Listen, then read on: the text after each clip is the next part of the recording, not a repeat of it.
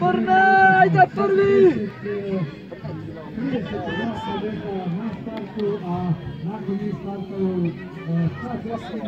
U posljednjoj utakmici sada će vidjeti kako će se zauzeti pozicije nakon prvih kilometra i vidjet ćemo ko će istaknuti kandidaturu za medalje.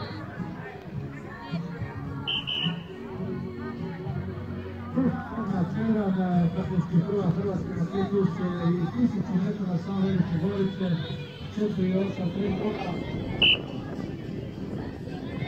Vidjet ćemo jednog favorita.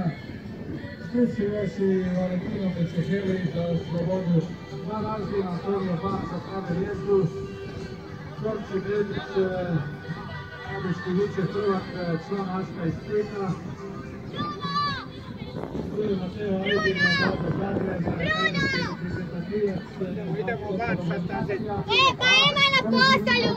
Da se pripreme za start nakon utrke kadeta. Kako biti usmjerio ovu trku kako ide? Jer ide i preko ovog dijela i tako. Jer ova trka ide uz ovaj skroz. A oni su stali iza gradnje ovoj trku, moraju ići kako toči. Ali Brkić je pao, stao na sred i usmjerio i tamo. Jedan moka i snima na sred. Može se